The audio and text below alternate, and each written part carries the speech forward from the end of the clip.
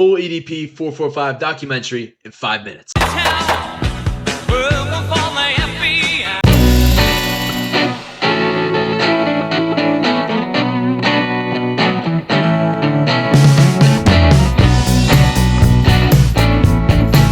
He's a strong soldier, whatever that means. I mean, maybe he was a soldier on Epstein's Island, but I don't know what he would do considering he gets winded after walking 5 yards. To finish the intro, he basically confirms that what he was accused of was true and the proof that was brought forward is also true. But he still denies being a PDF while sticking to his famous story. You know it. I'm here to pick up a cupcake. Like, shut up. Well, I was actually coming out here to pick up a cupcake and then go back home. Before I get into the rest of the content, please like and subscribe if you want to see more videos like this. It helps me out and it's free. Part 1, the making of a monster.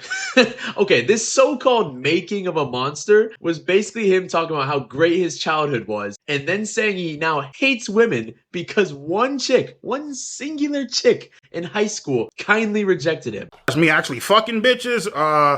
Shit, I only had sex once in my life and it felt like I was fucking a Brillo pad. Yeah, that's literally it. Well, would he be Thanos if he got rejected twice? This absolute whale of a man would have been an Avengers level threat if he had a bad childhood. And the cherry on top was learning the creative genius of EDP445. Basically, he was inspired by Cornhub and weighed 445 pounds at the time. So that's how he made his name. Yeah, I'm not gonna explain it. This really put in perspective the criminal genius we're dealing with. Like, I wouldn't say exactly a genius, more like below room temperature IQ type of genius. Part 2, blank with a blank. How do I say this? It's EDP with a iPhone 13. The way to play with kids is just to joke around and tickle them. Didn't properly treat your fucking uterus, man. That's the title. So if you know, you know. This is where we get into EDP's dark path. Ooh.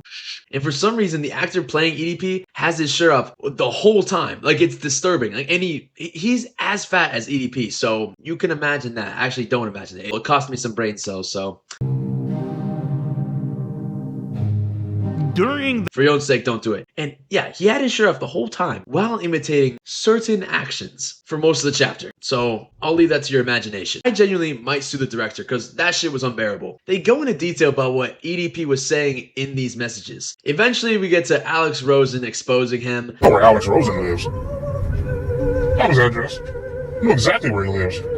And with his infinite wisdom, because we all know how smart that guy is, he somehow screws up the sting by doing basically everything you're not supposed to do. Like, he just thought, you know what, why don't I just not follow the rule book to get this guy in jail? Like, let me just get the clicks and views and get out of here, right? And then finally, to close out the chapter, the GOAT himself, Chris Hansen.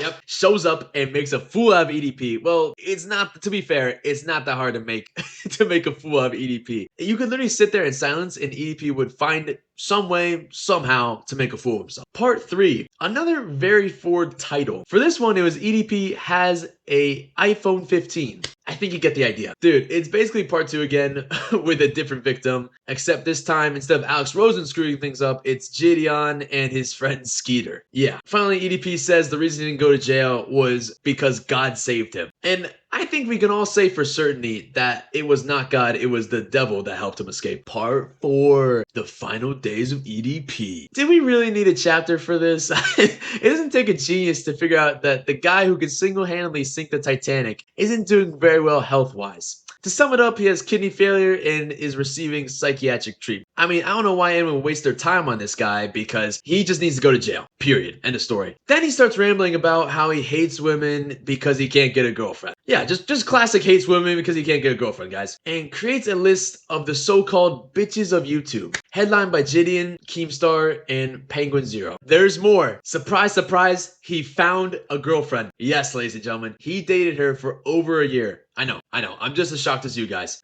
Now, do I even need to show you guys a photo, or can we use our common sense here and realize she's going to be chopped in every possible way? Like, come on now.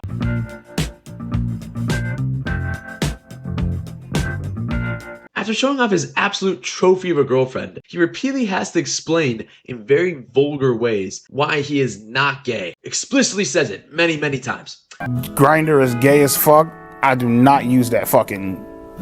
yeah, fuck that. I don't use that fucking bullshit. It sounds a little insecure, right? Yeah, I think so. Just a little bit, because he says it about 30 times. When you think it can't get any worse, he leaves his girlfriend for an AI girlfriend. Yeah, you heard me right. But honestly, it's EDP, dude. Are we really surprised? I'm not. My guy, you're so gross. Why do you watch porn? Blah, blah, blah. Because you ain't giving it the fuck up. Finally, the documentary ends with EDP445 saying, "Hey man, as far as these chat logs go, I don't know who wrote this. This wasn't me." Well guys, if you dislike EDP as much as me, like and subscribe and let me know your thoughts in the comments below, because I'll be replying to every single one. Also, let me know if you want to see more of these quick reaction videos, because I'm open to ideas and I want to post new content that you guys like. Alright, I'll see you guys next time.